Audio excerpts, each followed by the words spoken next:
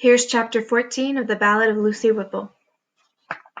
Chapter 14, Autumn 1851, in which Mr. Flagg comes to a bad end and is not mourned.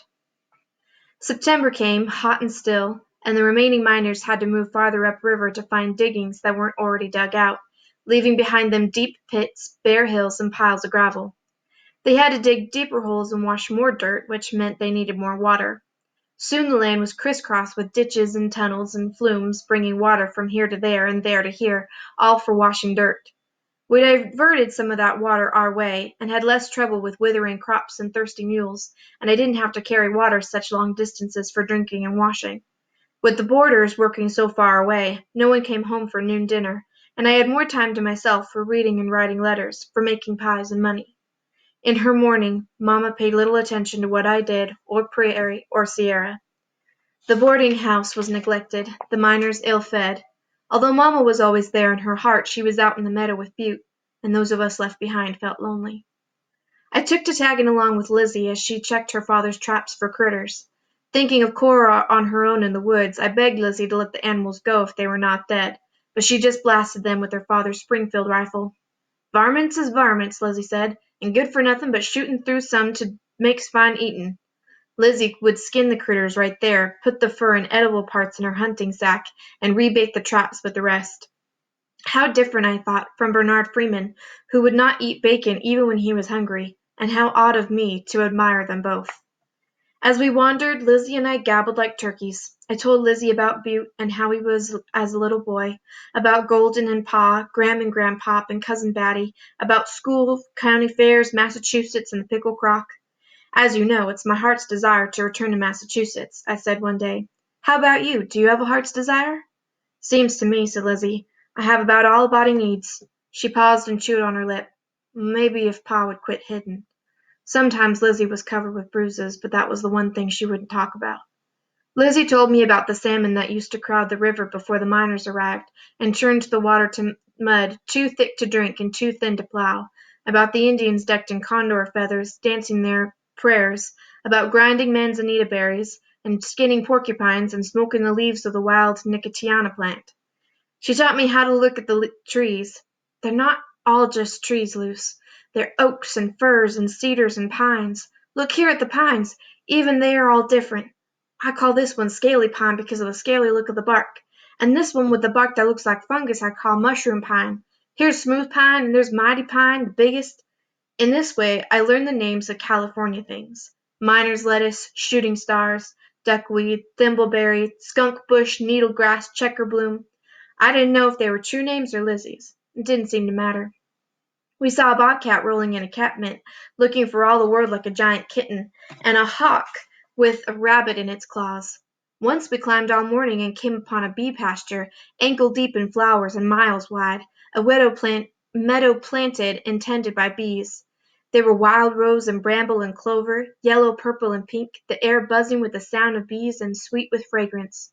We lay in the pasture a while, but after a few stings moved on, leaving it to the bees. I never found it again, but never forgot it. On the way back through the woods, Lizzie and I saw an Indian girl, hair matted and dirty, face black with dirt or ashes or bruises. She stumbled as she passed us, and I reached out a steadying hand. "No," said Lizzie, "let her be. She ain't hurt. She most likely just turned woman, can't wash or comb her hair or talk to nobody for a few days. She's probably just going through the woods." "She needs to be alone to have her dreams," Lizzie shrugged. "It's what they believe." "I don't believe that. Nobody does. And I suppose you don't. Let's see. Let me move on.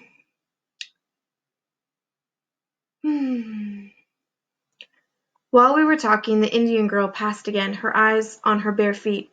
I thought she looked the kind to wink at us if she were allowed. That was the last time Lizzie and I wandered for a while. The next morning Jimmy Whiskers came running into town, red-faced and breathless. Said he was sinking a shaft and came upon Linus Flagg, lying at the bottom of the hole, dead as a can of corned beef. Snooze McGrath went to fetch the deputy from over at French Bar. While we waited for them to get back, the news spread through Lucky Dickens as fast as a fire through dry grass. Everyone was right curious to see the body, so we hiked out up the river and over a rise to Moon Creek to pay our respects to the former Mr. Flagg. Then we all hiked home, some merry and grateful for an outing, some somber thinking about death and all. I shed a few tears, but not for Mr. Flagg, for Butte, who never drank or beat on anybody and didn't deserve to lie dead at the bottom of a hole. I thought I could be of a comfort to Lizzie, me having lost my pa too, but Lizzie didn't come to hunt, bake pies, or go wandering. No one saw any of the Flaggs except for what remained of Linus.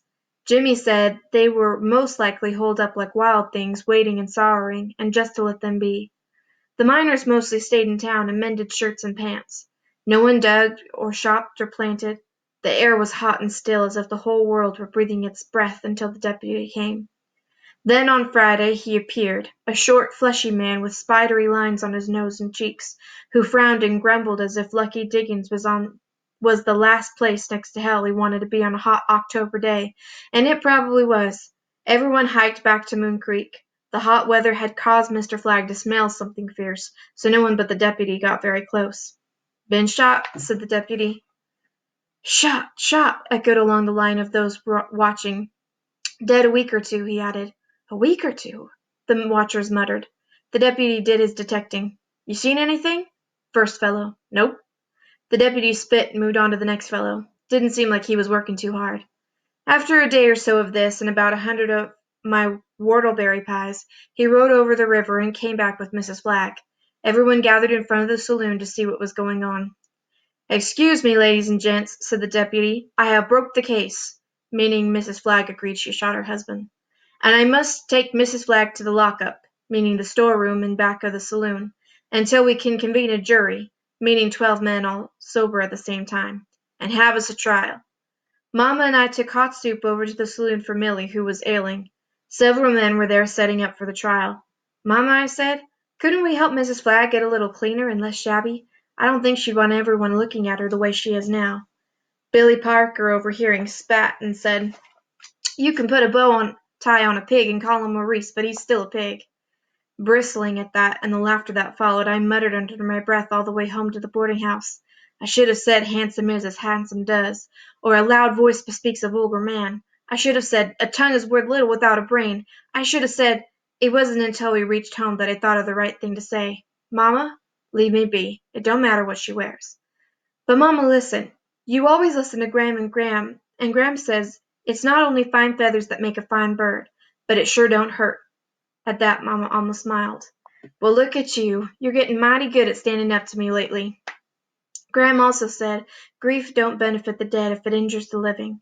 But I knew better than to say that to Mamma. We got Mrs. Flagg from the saloon and gave her a bath. Clean Mrs. Flagg proved to have curly red hair, not greasy brown, and a whole lot of scars and bruises, which Mamma clamped her lips tight to see. In my old blue dress, Mrs. Flagg looked young and pretty except for her sad eyes. Benches were set up in the saloon for the jury. Miners who were more curious than greedy for gold, and Mr. Scatter, Amos Frog, Billy Parker, and Poker John Lewis. Lizzie and Ruby Ramona and the Flagg boys stood at the edge of the crowd. Lizzie looked closed off and silent, as if she had climbed inside herself and blown out the lamp. Mamma did not go. She said the poor woman had enough to contend with without a gaggle of no-accounts goggling at her. So Mamma didn't hear about the trial and the outcome until supper, when Jimmy Whiskers told her all about it. That old fat deputy was sweating like a cheese in the sun, mops his face, and asks if Mrs. F. did she shoot Flagg. She says not a word, but just nods. "Guilty!" cries the deputy, banging his shoe on the table, but Scatter up and hollers, "Now hold on!" He looks at Mrs. F. "Did you shoot Linus?" She nods again. "Why?" She shrugs. "What was he doing just before you shot him?" Mrs. F. she says nothing, but little Ruby Ramona calls out, "He was beating on her with a sycamore stick." "Your Honor," boomed Scatter like he was talking to someone in Marysville, "everyone here knows what a mean son of a gun Flagg was when he was drinking, and how he beat up on the missus with every drink. I say she shot him in self-defense." "In the back?" asked Billy Parker. No one had an answer for that, and it appeared that those Flaggs were going to lose their ma as well as their pa. Why, I felt so low I could have rid horseback under a snake. Then someone smart as a whip and twice as sassy speaks up and says maybe it was like in the Battle of Rattlesnake Jake, with the bullet bouncing all over before hitting Mr. Flagg from behind. Well, she tells the whole story of Rattlesnake Jake, and we all listen and say hoo-ah and how to do and beat that, till the deputy bangs with his shoe and shouts, "Not guilty, gold darn it, now get me a beer." Jimmy took a deep breath and a swig of his coffee grown cold. "And it was your daughter, missus, our little sister, that saved that poor lady. You should be right proud of the girl, right proud." Mamma gave me another one of those looks like she never saw me before, and I squirmed. Jimmy beamed at both of us and gave a big smile, splendid with the glimmer of gold. "Your gold teeth, Jimmy," I cried. "You finally got 'em." "Yep, from the biggest nuggets I found yet, up in Willow Creek. A doc over to Sacramento City pounded 'em and wired them in." He smiled again, teeth gleaming in the twilight. "And I can bop 'em in and out any time I want." He demonstrated, and there for a minute was the old toothless Jimmy.